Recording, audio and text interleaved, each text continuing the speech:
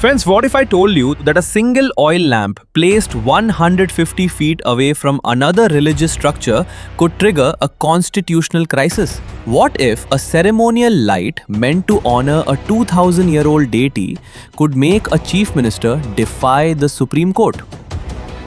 And what if the real story begins not in 2024 but in 1311 when a general named Malik Kafur led an invasion that would set off a chain reaction lasting 7 centuries? Welcome to Thirupparankundram, a place where Hindu Dharma, Islamic conquest, British colonial politics and modern political ideology have collided in one of India's most complex legal and spiritual battles. Today, we are going to decode this entire story, because understanding this single hill tells you everything about the religious politics of modern Bharat.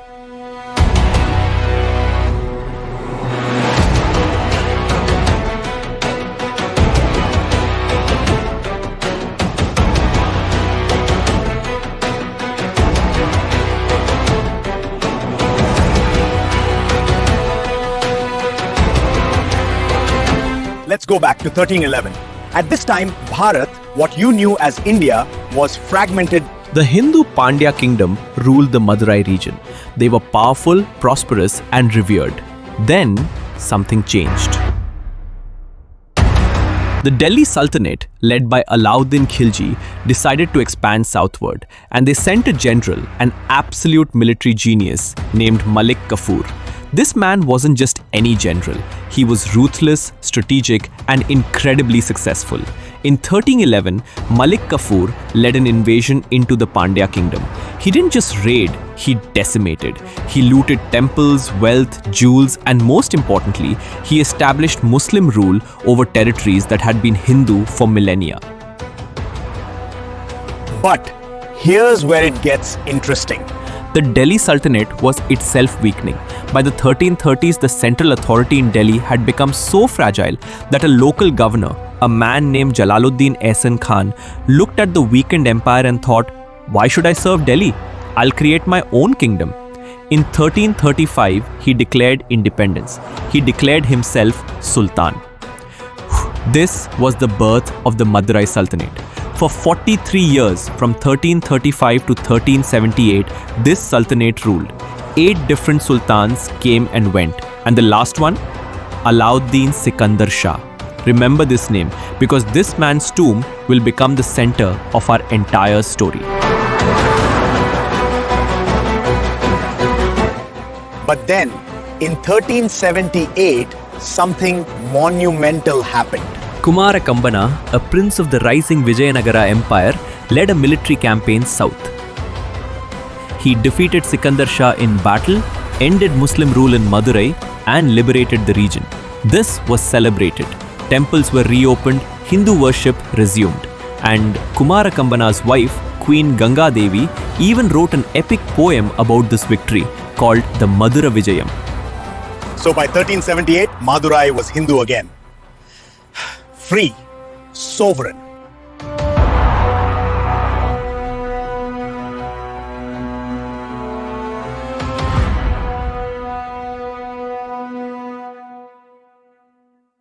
Now, the mountain itself is extraordinary. Thirupparankundram hill spans roughly 1,772 acres. But the most important thing isn't its size, it's what was carved into it. Ancient Pandya kings, we're talking 8th century, maybe earlier, took this mountain and carved temples directly into the living rock. We're not talking about building structures on the rock. We're talking about sculpting the rock itself into a temple. The engineering, the precision, the artistic vision, it's mind-boggling. At the heart of this temple is the central deity, Lord Murugan, also called Lord Skanda or Skandar or Subramanya or even Kartikeya. According to Hindu theology, Murugan is the six-faced god, the warrior god, the god of victory. And according to mythology, this specific temple is where Murugan married Devanai, the celestial daughter of Indra, the king of heaven. This place isn't just a temple, it's one of 6 sacred abodes called the Aaru Padai Veedu, where Lord Murugan is believed to manifest himself across Tamil Nadu. and Thirupparankundram is considered the first among these 6, the most important, the first battle house of the divine warrior. So when you understand this context, you're no longer just talking about a hill. You're talking about one of the most spiritually significant places in the entire Hindu spiritual geography of Bharat. This is a place of immense sanctity, immense power in the Hindu consciousness.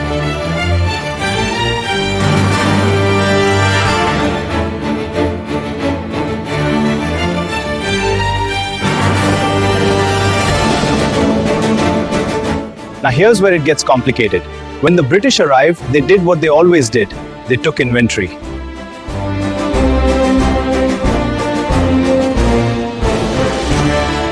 They surveyed the land, made records, established property rights. But Thirupparankundram was already a sacred space for Hindus. It was managed by the temple, worshipped by Hindus for centuries. However, and this is crucial, on the hill, there were also some Muslim graves and burial sites. Historical records show that after Sikandar Shah was defeated in 1378, the hill remained a Hindu sacred space. But centuries later, in the 1700s and 1800s, Muslims began using parts of the hill for burials, particularly a place they called Nellithop. Around 1915, during British rule, a major legal battle started. It wasn't a communal riot. It wasn't a violent confrontation. It was a court case. Hindus said, this entire hill belongs to the temple. Muslims said, we have rights to Nellithop and other burial sites. The British, in their colonial administrative wisdom, surveyed everything, assessed the claims, and made a settlement. The settlement was essentially, okay, Nellithop is for Muslim burials. Certain areas around it are for Muslim use. But the overwhelming majority of the hill, the temple, the main sacred spaces, those belong to the Arulmigu Subramanya Swami temple, the Hindu temple. This settlement held for decades. The British left in 1947. India became independent and everyone seemed to accept this arrangement. Hindu temple, Muslim burial areas, peaceful coexistence, case closed, right? Wrong.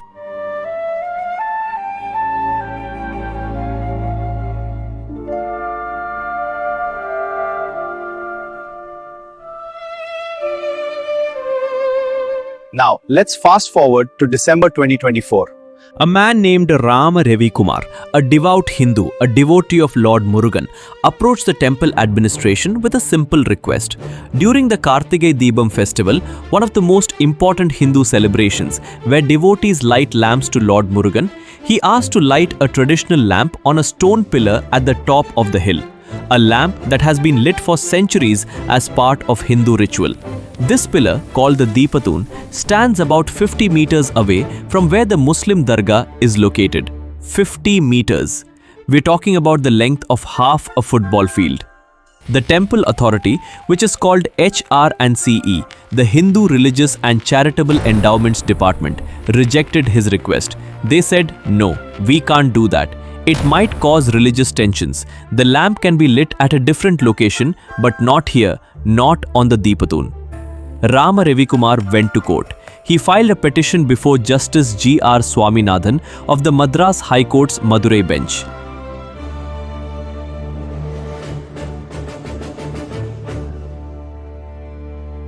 Justice Swaminathan examined the evidence. He looked at historical records from 1923 when a civil decree confirmed that the temple owned the hill. He reviewed colonial documents. He analyzed the geography. Then, on December 1, 2025, he issued an order. The temple must light the lamp on the Deepatun. This is a centuries-old tradition. It's on temple property. It's 50 meters away from the Dargah. There's no valid reason to refuse. The order was clear. The judgment was sound. Legally, it was an open and shut case. But here's where it stops being about law and becomes about politics. The HR&CE department, which is controlled by the Tamil Nadu government, led by Chief Minister M.K. Stalin, refused to implement the order.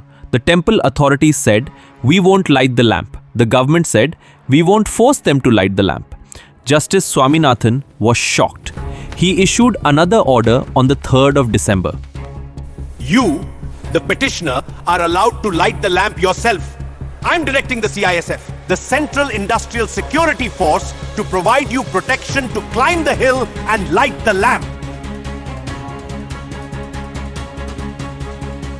The government's response? They declared Section 144 of the Criminal Procedure Code, which prohibits gatherings of more than 4 people in an area. This is the same law used to suppress protests and communal violence. They used it to prevent a lamp from being lit. When Rama Ravi Kumar and his supporters tried to climb the hill with CISF protection, Tamil Nadu police physically stopped them. They arrested people. They used force against devotees. The judge saw this. He was furious. He issued a contempt of court notice. He called the police commissioner and district collector to explain themselves. He quoted Supreme Court judgments. He quoted even a judgment from our Kerala High Court. He said, This cannot be allowed. You cannot use the police machinery to defeat a court order. The very foundation of our authority crumbles. Then the government did something extraordinary. They filed an appeal. Not just one appeal, multiple appeals. First, to the division bench of the High Court. It was dismissed.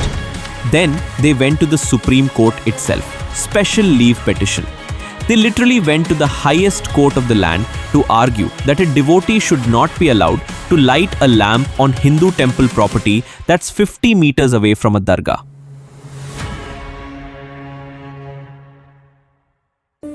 Why would a government do this? Why would they spend political capital, legal resources, and face public criticism just to prevent a lamp from being lit?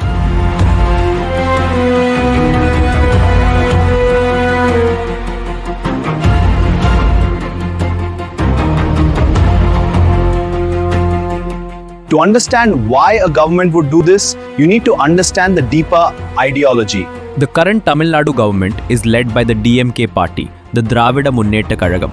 The DMK historically has been aligned with communist ideology and secular progressive politics. More importantly, their electoral strategy has always relied on minority vote banks. If you give minorities political priority, they vote for you. But here's the contradiction. In Tamil Nadu, according to the 2011 census, roughly 88% of the population is Hindu. Only about 4 to 6% Muslim. Even if that number has doubled to 8% today, why would any government prioritize such a small percentage of voters over the massive Hindu majority? The answer reveals something uncomfortable that many prefer not to discuss. For many communist and DMK ideologues, Hindu majority is not an asset, it's a problem. They view Hindu civilization, Hindu traditions, Hindu Dharma with ideological suspicion, if not outright hostility. This is not speculation. Look at the statements made by DMK leaders themselves. Udayanidhi Stalin, a DMK leader, publicly said that Sanatana Dharma must be eradicated like dengue, malaria or corona. This was not metaphorical, this was explicit. When you understand this ideological lens, suddenly the lamp lighting becomes logical. It's not about religious harmony. It's not about Muslim-Hindu tensions. It's about a government saying, we will use state machinery to prevent Hindu tradition from being practiced even on Hindu temple property, even if it means defying our own courts. The government-appointed officers to the HRNC department are essentially saying, we will argue against Hindu devotees in court. We will refuse to obey court orders that favor Hindu interests. We will use police power to suppress Hindu rituals. This is institutional persecution dressed up in the language of secularism and preventing communal tensions.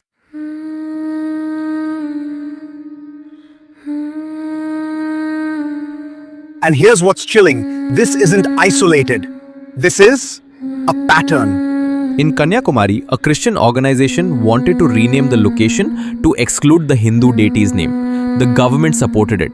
The hill is called Kanyakumari, which literally means virgin girl, a reference to a Hindu goddess. They wanted to call it Kanyaka Mary, removing the sacred name. The court rejected it, but the government fought for it. There was an attempt to forcibly take over the Chidambaram Nataraja temple despite Supreme Court judgments protecting it. There was an attempt to take over the Sri Kalikambal temple in Chennai. There's been pressure on Hindu temples to share their property, their festivals, their sacred spaces with other religions, while Hindu access to shared spaces is restricted. This is not about minority protection. This is about a systematic institutional strategy to dilute Hindu control over Hindu religious spaces. Why does this matter? Because every time a government successfully prevents a Hindu ritual on Hindu property, it sets a precedent, it sends a message: Hindu interests don't matter. Hindu Dharma is negotiable. Hindu sacred space is secondary. Compare this to what happens in other countries. Try suggesting that a church gives space to Hindu rituals or that a mosque permit Hindu prayers. You'll be called a bigot immediately. But in Bharat, such suggestions are called secularism.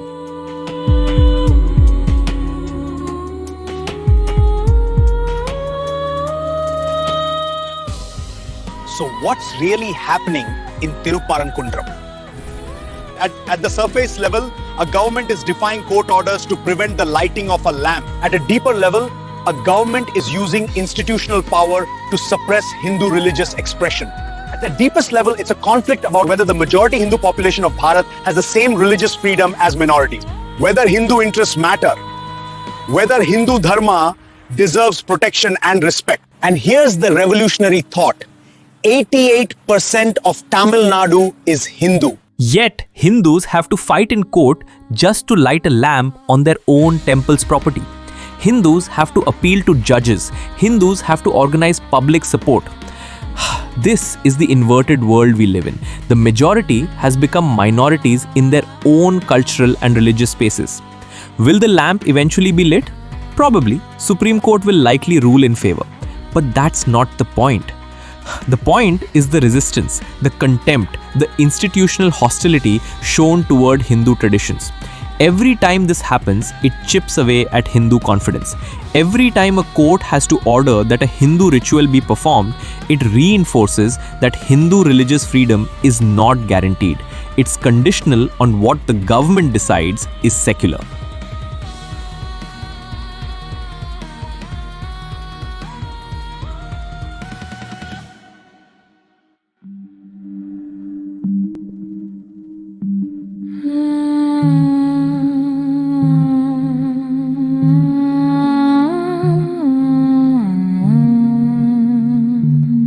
Thirupparankundram isn't just about a lamp, it's about the soul of Bharat. It's about whether the majority civilization of this land has the right to practice its dharma without permission from political ideologies that view it with suspicion.